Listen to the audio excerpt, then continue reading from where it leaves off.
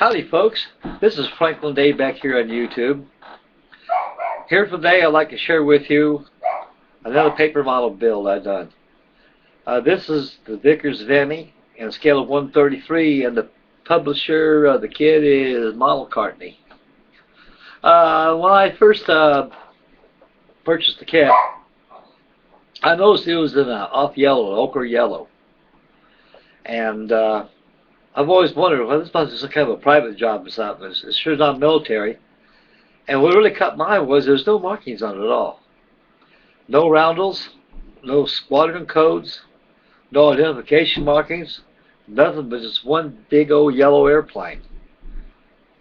So there's something about this that I don't know about.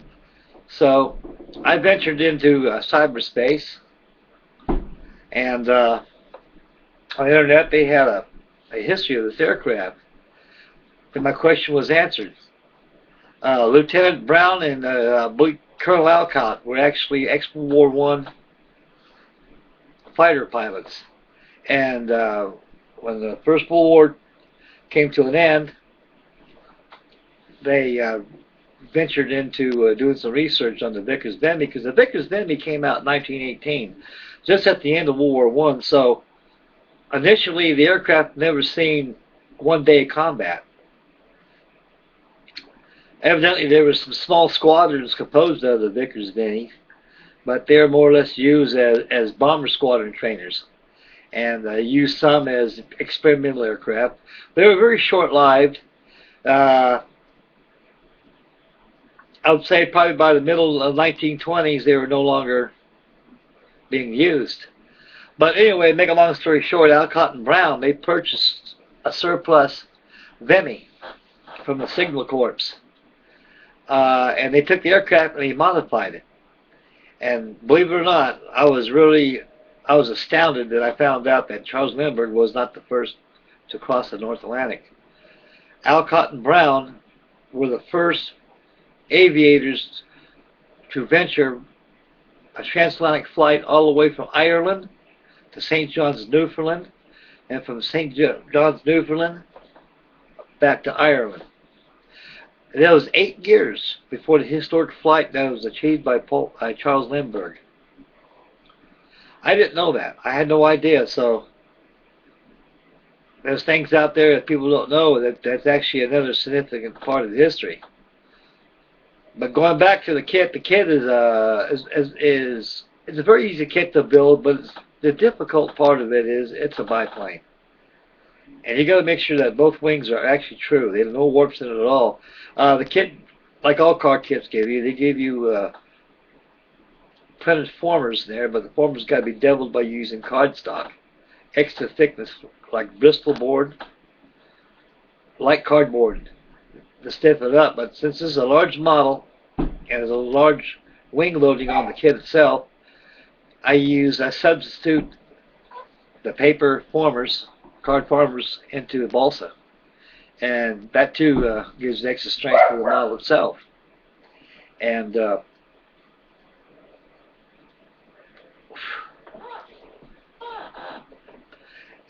rigging was added by using a sewing needle and polyester thread. I don't use cotton. That cotton picks up dust and it frails, and you can actually rub it to a cake of beeswax and it still collects dust and it frails and it breaks. So polyester is the best.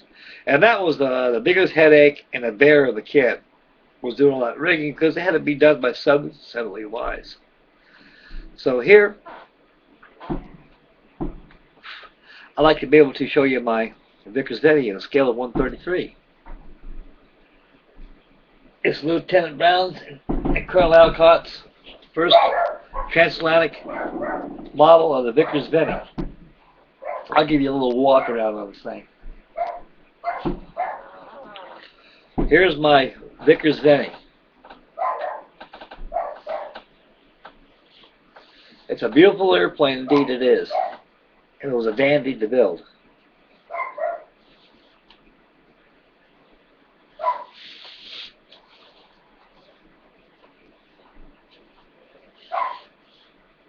As you can see, all the rigging's done on it. The aircraft,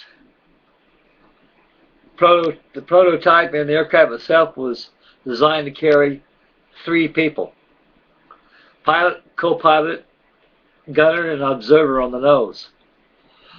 On Lieutenant Brown and Colonel Alcott's aircraft, the observer compartment or gunner's compartment was paired over with a plate. I didn't put it on this model. I decided to leave it open so you can peer inside and see the detail in it. The cockpit is fully detailed. It's a shame that this webcam of mine here cannot give you the detail available, but you get a general idea of it. Almost took off there. So here's my Vickers Vimy.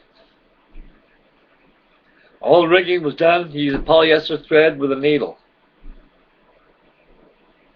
The interplane struts, cabin struts, all been reinforced with floral wire. And same thing with the undercarriage struts. They too were reinforced with floral wire. The tires themselves were made from turned disc.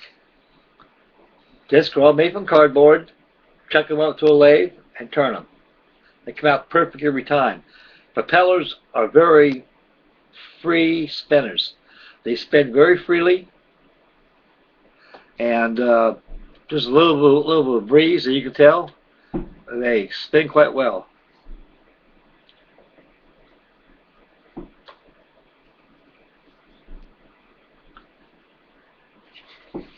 It's a dandy of an airplane. I really enjoyed building this.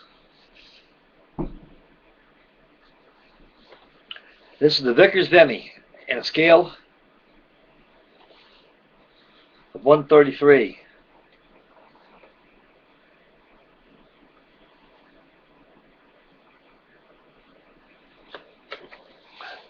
Alcott and Brown will approve of this.